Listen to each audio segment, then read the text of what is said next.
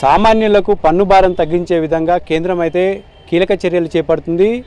దీనిలో భాగంగా గత 5 సంవత్సరాలుగా ఏదైతే సామాన్య ప్రజలైతే జీఎస్టీ వల్ల అనేక ఇబ్బందులు పడుతున్నటువంటి పరిస్థితులలో దీని సంస్కరణలు చేయడానికైతే కేంద్ర ప్రభుత్వం అయితే సిద్ధమైనటువంటి పరిస్థితులలో ఇప్పటికే ఏదైతే ఈ జీఎస్టీ సంబంధించినటువంటి దానివల్ల చిరు వ్యాపారులు కావచ్చు, మధ్యతరగతి వ్యాపారులు కావచ్చు, విలాసమైన వస్తువుల కాంచి నిత్యావసర వస్తువుల సంబంధించినటువంటి ప్రతి విషయంలో కూడా అనేక ఇబ్బందులు ఎదుర్కొంటున్నారని చెప్పేసి ఇంతకుముందు ఏదైతే అన్ని రకాల వస్తువులకు అనేక పన్నులు ఉన్నటువంటి పరిస్థితులలో ఒకే పన్ను తీసుకురావాలనే ఉద్దేశంతో అయితే జీఎస్టీని అయితే తీసుకురావడం జరిగింది.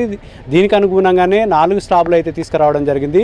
ఇటు వ్యాపార వర్గాల నుంచి ఇటు ప్రజల నుండి ఎలాంటి అభిప్రాయాలు వ్యక్తమవుతున్నాయో ఒకసారి మనతో మాట్లాడడానికి స్థానికంగా వ్యాపారులు ఉన్నారు. ఎలాంటి సమస్యలు ఎదుర్కొంటున్నారు, ఎట్లా ఉంది ప్రజల నుంచి అయితే ఒకసారి అడిగి తెలుసుకుందాం. అన్న చెప్పండి, కేంద్రం కీలక చర్యలు తీసుకుంటుంది, ఏదైతే జీఎస్టీకి సంబంధించింది తగ్గియాలని ప్రయత్నం చేస్తున్నారు, తగ్గియడం వల్ల మీకు ఏమైనా ఉపయోగం ఉందా?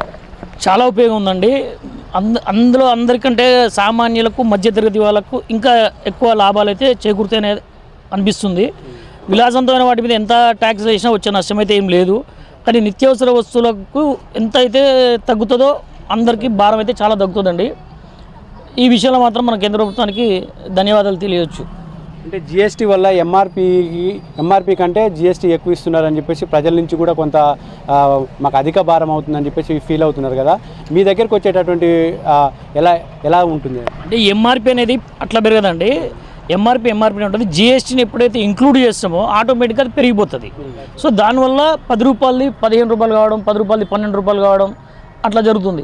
అదే కనుక మనకు 18% నుంచి 5% కనుక రాగలిగితే తగ్గే భారం అంతా వీళ్ళకు ఉపయోగపడుతుంది. సామాన్యులకు కానీ, మధ్యతరగతి కుటుంబకులకు కానీ చాలా రకంగా వాళ్ళు సేఫ్ జోన్లో ఉంటారు. నిత్యావసర వస్తువులకు మాత్రం చిన్న పెద్ద లేకుండా అందరూ హ్యాపీగా ఎంజాయ్ చేయాల్సిన విషయం అవుతుంది. ఈ జీఎస్టీ వల్ల వ్యాపారస్తులుగా మీరు ఎలాంటి ఇబ్బందులు ఎదుర్కొంటున్నారు? జీఎస్టీ వల్ల ఎక్కువ కడుతున్నాం కాబట్టి ఇప్పుడు తక్కువ కడితే అందరూ కూడా జీఎస్టీ పరిధిలోకి వస్తారు. తక్కువ ఏదైనా ఇప్పుడు వస్తువు ఇప్పుడు జీఎస్టీ కూడా కొనాలంటే కొనలేము. ఇప్పుడు కొద్దిగా ఉన్నప్పుడు అన్నీ కూడా జీఎస్టీ పరిధిలో కొనగలుగుతాం తక్కువ ఉన్నప్పుడు.